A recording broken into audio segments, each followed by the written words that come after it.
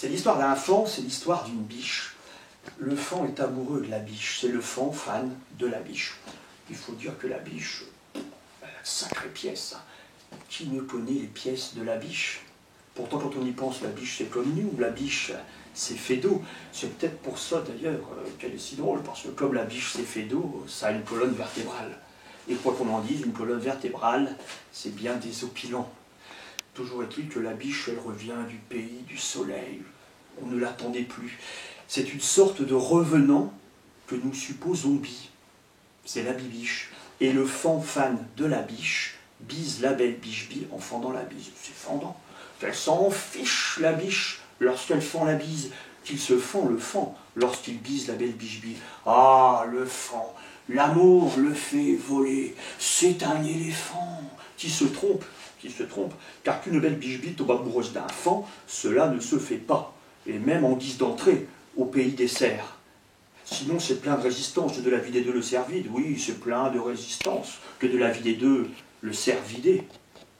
Moralité, combien est-il de mâles jaloux et qui ont vie jusqu'à leur mort et perdent leur objet d'amour en voulant préserver leur sort. Ceci nous pose indubitablement le problème de l'élan amoureux. Ah, l'élan, quel animal fantastique. Parce que rien qu'à entendre son nom, on a l'impression que l'élan est un animal particulièrement lent. Or, j'ai connu un élan rapide, auquel cas j'aurais dû préciser, avez-vous vu ce rapide élan? Vous allez me dire qu'est-ce qui distingue un élan rapide d'un lent élan?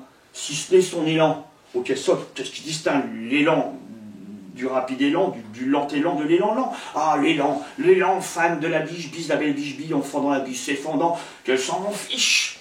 La biche, lorsqu'elle fend la biche, il se fend l'élan.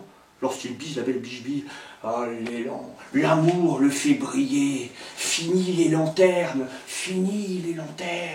Et c'est dans le soir couchant que l'élan piste, ça y est, l'élan a trouvé sa belle, l'élan brûle d'amour, l'élan s'incendie, caribou, mais avec une biche prendre son pied, le peut-on? Certes non, car c'est d'amour que le cerf a faim. Et lorsqu'il dit faut pacifier, car ce coup-là, il ne le pardonnera pas. Il a vu son Ève avec un autre Adam au jardin de l'Éden et la tronche du serpent. Une fois de plus, l'amour a changé les donnes. Et une fois de plus, ceci nous pose indubitablement le problème du caribou amoureux. Ah, le caribou, quel animal fantastique, parce que rien qu'à entendre son nom, on a l'impression que le caribou est un animal particulièrement chaud. Pourquoi? Caribou. Or, j'ai connu un caribou particulièrement froid, auquel cas j'aurais dû distinguer et puis dire, avez-vous vu ce caribou froid? Vous allez me dire qu'est-ce qui distingue un caribou chaud d'un caribou froid, si ce n'est la température naturelle à laquelle le sang du caribou bout. Mais de tout cela, si vous le voulez bien, nous en parlerons une autre fois, car je ne voudrais pas non plus que vous ne m'écoutassiez qu'avec dédain.